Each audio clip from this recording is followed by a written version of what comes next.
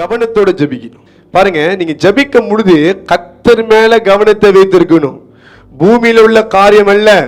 மத்தேயு 6:24 எழுதப்பட்டிருக்கு, ஒரு மனுஷன் 2 எஜமானுக்கு சேவை செய்ய முடியாது, 2 இடத்துல உங்க கவனத்தை வைக்க முடியாது. You can't focus in 2 places at the same time. Impossible.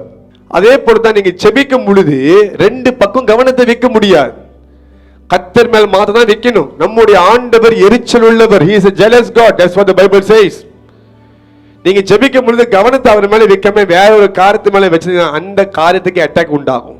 நீங்க ஜெபிக்கும் பொழுது உங்க உறவு ஆண்டு கூட உண்டாகுது, அந்த நேரத்தில் உங்க கவனத்தை ஆண்டு மேல வச்சு அதுக்கு நடுவில் வேற ஒரு காரியம் உங்க மைண்ட்ல கிராஸ் பண்ணுது, வேற ஒரு காரியத்தை யோசிக்கிறீங்க, தேடுகிறீங்கன்னா அதன் மேல பயங்கரமான அடி விழுவும், அது உங்களையும் பாதிக்கும். ஏன்னா அவர் எரிச்சல் உள்ளவர்.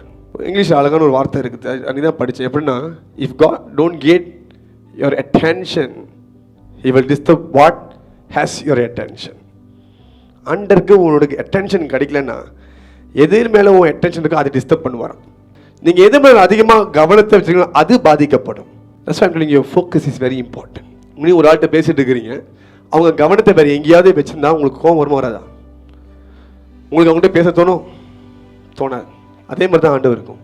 When he talks to you, when you are talking to him, he wants your focus to be fully on him. You don't like it when you are paying attention to 2 places at a time. It must be only one, God alone.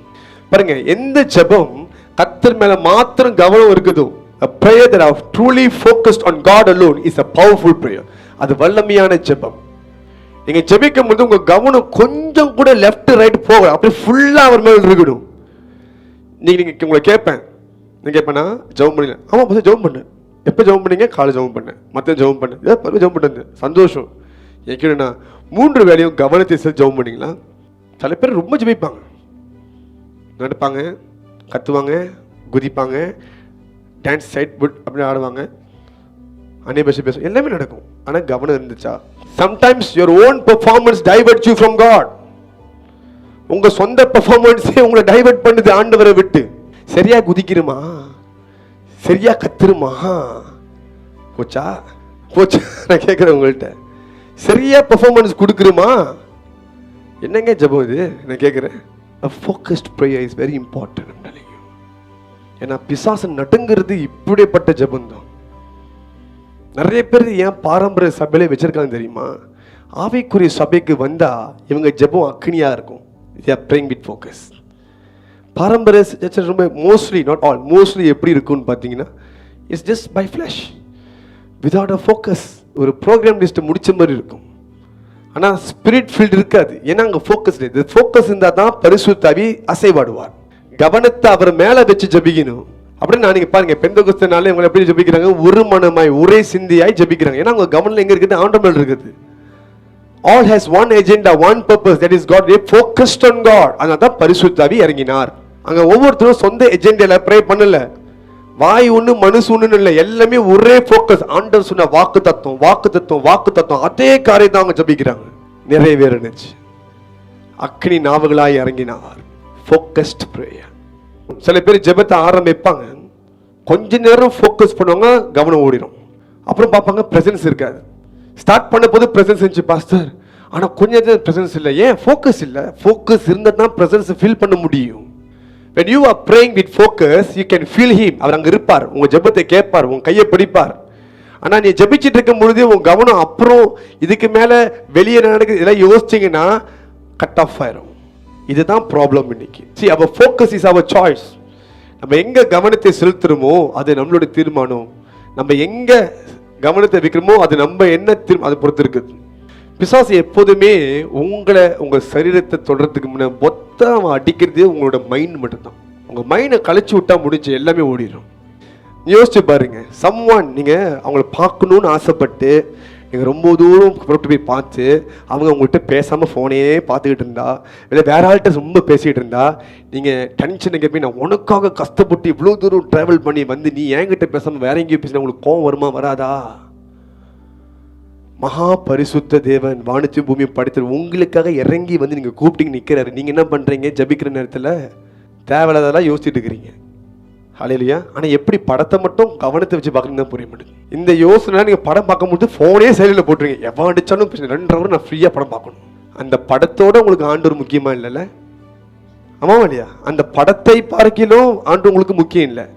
கேட்ட இந்த படத்துக்காக நான் ticket கஷ்டப்பட்டு எடுத்தேன், ரொம்ப நேரம் wait பண்ணி வெளியே இருந்து கியூல நின்று எடுத்திருக்கிறேன், இந்த படத்தை மிஸ் பண்ணவே கூடாதுன்னு நிற்கிறீங்க.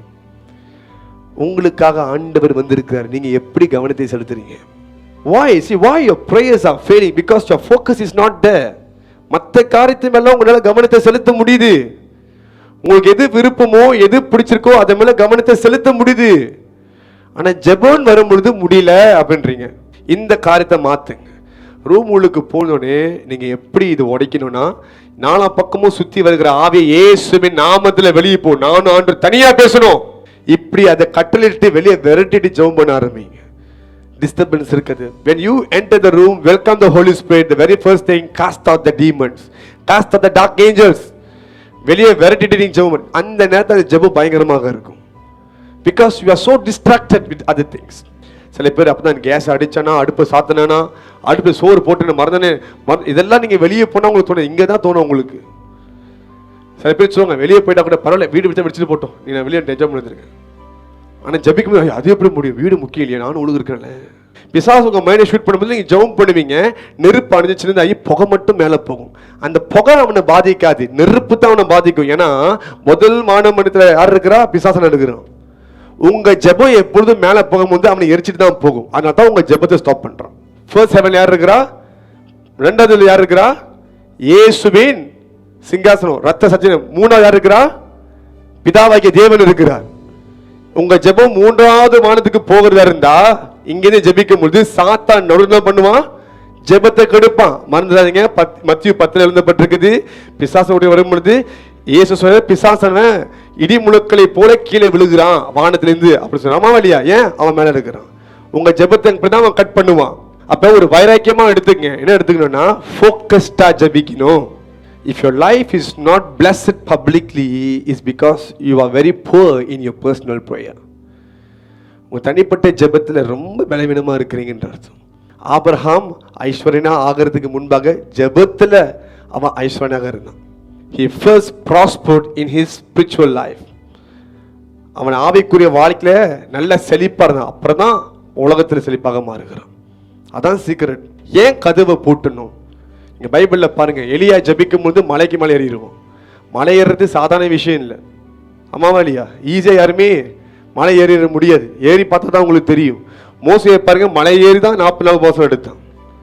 இயேசுவை பாருங்க, வனாந்தரத்தை போயிட்டு யாருமே இல்லாத இடத்த போய் ஜபிக்கிறார். ரிப்பீட்டடா நடக்கும். யாருமே இல்லாத இடத்துக்கு இயேசு அதிகாலையுமே எழுந்து போயிடுவார். தனியா தான் இருப்பார். ஏன் தனியா இருக்கிறாரு? எங்க இருந்தாலும் கூட்டம் பெருகிட்டே இருக்கும், வந்துட்டே இருக்கும், டிஸ்டர்ப் பண்ணிட்டே இருக்கும், அவர் போக்கஸை கெடுத்துட்டே இருக்கும். தனியா இருந்தா அவரும் பிதா கூட தனியா பேசிட்டு இருக்க முடியும். He don't want anything to disturb him. எதுவுமே அவரை டிஸ்டர்ப் பண்ண கூடாது. எலியாவுக்கும் அதுதான், எதுவுமே டிஸ்டர்ப் பண்ண. எலியா ஜெபிச்சா வானத்துல அக்கினி கீழே இறங்குது. அவன் எப்படிப்பட்ட ஜெபம் இருப்பான்? அவன் ஜெபிச்சா அக்கினி இறங்குதுன்னா சாதாரண விஷயமா? ஒரு தடவை இல்ல, பல தடவை இறங்கிருக்கு அக்கினி. அப்ப அவ்வளவு கவனத்தோட அவன் ஜெபிச்சிருக்கிறான். மோசே ஜெபிக்கிற ஜெபத்துல கர்த்தரே முகமுகமாய் பார்க்க வந்துட்டாரு. ஏன் தனியா போய் ஜபிக்கிற காரியம்? கதவை பூட்டிக்கிட்டு ஜபிக்க அர்த்தம் தெரியுமா? உலகத்தோட சத்தத்தை கேட்க கூடாது. உலகத்துக்கு நம்மளுக்கும் கொஞ்ச நேரத்துக்கு டிஸ்கனெக்ஷன் உண்டாகணும். எதையுமே நம்ம ஆவில எடுத்துக்க கூடாது, எதையுமே யோசிக்க கூடாது. It is you and God alone. That's what God wants from you. அதைத்தான் அவர் இன்னைக்கு உங்கள்கிட்ட கேட்கிறார். நான் சொல்றேன், இந்த சேதியில ஒரே ஒரு பெண் புரிஞ்சுக்கணும். God is expecting a personal time with you. ஜபிச்சிங்களான்னு கேட்டா ஜபிச்சோம் பாஸ்டர், நாங்க ஃபேமிலியா ஜபிச்சோம். அது ஃபேமிலி பிரேயர்.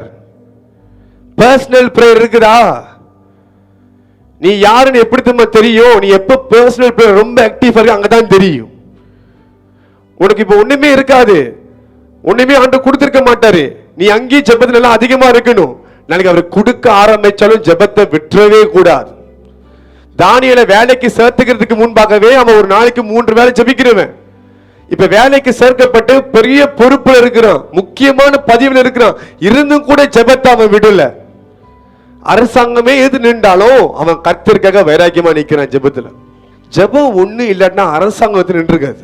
இந்த பிசாசுக்கு தெரியும், இவங்க ஜபிக்கிற ஜெபம் தான் நம்ம பிளான் எல்லாம் கெடுக்குது. நீங்க ஆவியில ஜெபிக்க ஜெபிக்க அவனுடைய திட்டங்களை ஆவியானவர் அக்கினியாய் சுட்டெரிப்பார். Whatever the devil is planning against you, your family and this nation will be consumed through your prayer. உங்க ஜெபத்தினாலே அது சுட்டெரிக்கப்படும். அது நடக்க கூடாதுன்னு சொல்லிட்டு உங்க கவனத்தை திருப்பிக்கிட்டே இருக்கிறான். He is causing family problems. குடும்பத்துல பிரச்சனைகள் உண்டாகுது, வாழ்க்கையில பிரச்சனைகள் உண்டாகுது, பண நெருக்கடி உண்டாகுது. ஏன் தெரியுமா? நீ ஜெபிக்க கூடாது. இதெல்லாம் உன் வாழ்க்கையில திணிச்சா நீ எப்படி ஆவ? ஜெபிக்க முடியல, எனக்கு மைண்ட் சரியா இல்ல. பிரதர்ஸ் அண்ட் சிஸ்டர் தெளிவா கதை புரிஞ்சுங்க. மைண்ட் சரியா இருந்தா தான் ஜெபிப்பேன்னா அப்படின்னா உங்களுக்கு ஜெபனா என்னன்னு புரியலன்னு அர்த்தம். Prayer is the only treatment for your spirit and soul. உன் ஆவி ஆத்மாக்கு ஒரே ட்ரீட்மெண்ட் தெரியுமா? ஜெபம் தான். அவர் சமூகத்துக்கு நுழைகிறதுக்கு ஒரே வழி ஜெபம் தான். Nobody can help you except God. பிரச்சனை வரும் பொழுது கையை விரித்து ஆண்டவரே உண்மையை தவிர வேறு யாரும் நீர் மாத்திரம் தான் காப்பாற்ற முடியும். இதை தான் கர்த்தர் அதிகமாய் கேட்க விரும்புகிறார். ஆண்டவரே கொஞ்சம் டைம் கொடுங்க, நான் போய் எல்லாத்தையும் செட்டில் பண்ணிட்டு வந்துடுறேன், நான் போய் முடிச்சுட்டு வந்துடுறேன். பெருமை படிச்சவனே, உன்னால ஒன்னும் முடியாது, உன்னால ஒன்னும் நகர்த்த முடியாது. என்ன வார்த்தை அது? நான் கொஞ்சம் டைம் கொடுங்க, எல்லாத்தையும் செட்டில் பண்ணிட்டு நான் வந்து உங்க பாதத்தில் அமர்ந்துடுறேன். அதான் பெருமை பிடிச்சவன் சொல்றேன். கர்த்தரால் மாத்திரம் தான் மலைகளை அகற்றி போட முடியும். Only God can move your mountains. By your flesh nothing is possible. Go back to the prayer again. கவனத்தை செலுத்தி ஜெபிக்க ஆரம்பிங்க. நீங்க ஜெபிக்கும் பொழுது கொஞ்சம் கூட டிஸ்டர்ப் ஆக கூடாது, கொஞ்சம் கூட பிரச்சனை உங்களுக்கு டிஸ்டர்ப் பண்ண கூடாது. Don't let your problems to be in between you and God. Pavul இப்படி எதுவுமே நம்மளையும் ஆண்டு பிரிக்க முடியாதுன்னு சொல்லுகிறான். நீங்க பாருங்க எப்படி பிரிக்கப்பட்டிருக்கீங்க. அநேக பிரச்சனைகள் துன்பங்கள் உங்களை பிரிச்சு வச்சிருக்குது. ஆனா பவுல் எப்படி பார்த்தீங்களா, கஷ்டமோ நஷ்டமோ அவமானமோ எல்லாமே எதுவுமே நம்மளை பிரிக்க முடியாது. அப்படிப்பட்ட ஒரு வைராகியம், அப்படிப்பட்ட ஒரு ஃபோக்கஸ் இருந்துச்சு. இதெல்லாம் அவன் கொண்டு வருவான் பிசாசானவன். கவனத்தை விட்டுறாதீங்க. உங்க மைண்ட் அவர் மேல தங்கி இருக்குது. எங்கேயும் போனா உங்களுக்கு சமாதானம் இருக்குது. ஹல்லேலூயா.